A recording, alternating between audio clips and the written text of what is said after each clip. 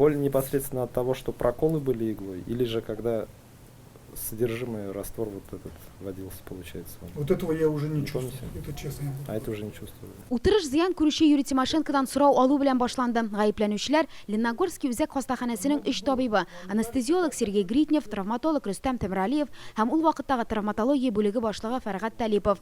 Җинаять эше материаллары буенча травмпунктка аягын сындырып эләккән Юрий Тимошенко алар ваемсызлыгы сәбәпле ике аяксыз кала. Это было 20. Бу 2017 елның 21 гыйнварында булды. Мине шул көнне үк хастаханәгә яткырдылар. Юрий Тимошенко сүзләренчә берничә көннән соң Елизаров аппараты кую буенча аңа операция ясыйлар. Анестезиолог бу вакытта исерек иде дип бара ул. Ахыр чиктә аңа анестезияны башка табиб куя. Скажите, у вас сразу получилось?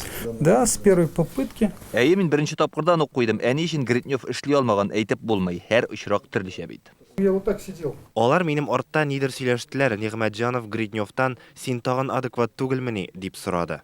Әлеге хәлләр арка миенең некрозына китерә аламы, аякларсыз калу шуның белән бәйлеме? Мәхкәмә әнә шуны ачыкларга тырыша. Табиблар үз гаебен танымый. Абсолютно никаких комментариев. Дәүләт гаепләүчесе әйтүенчә, Юрий Тимошенкога арка мие анестезиясе алырга ярамаганда, чөнки пациентның үзенчәлекле авыруы булган, тик ул бу хакта табибларга әйтми. Принимающий врач спрашивал вас? Что Нет, ничего не спрашивал. Он говорит, скрывали бы. Кто скрывал? Как я могу это скрыть, если я лечился у нас в Лениногорске? Бүген неврология бүлеге җитәкчесеннән дә сорау алдылар. Аңа Юрий Тимошенко аякларын сизми башлагач эләгә.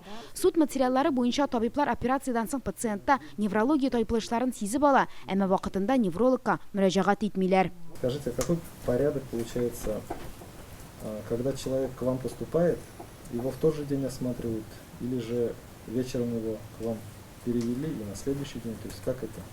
Нет, пациент осматривается в любом случае сразу при поступлении. Конечно.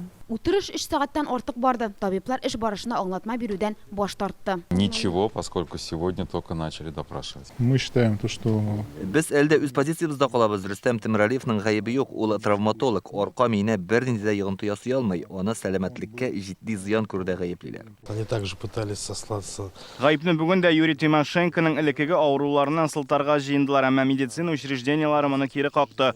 Бүген судта чыгыш ясаган табиб Нигъмәтҗанов та аяксыз калу белән бу авыруларның бәйләнеше аз булуын әйтте. Әгәр табибларның гаебе расланса, аларга 5 елга кадәр иректән мәхрүм ителү яный. Киләсе утырыш 13 апрельгә билгеләнде. Анда шәфкать туташларыннан, зыян күрүченең туганнарыннан сорау алачаклар. Шулай ук Юрий Тимошенко хастаханәгә эләккән көнне кизе торган табибларны да чакырачаклар. Лениногорскидан Филүзә Хәмидуллина, Эрик Хәбибуллин, Яңа Гасыр каналы.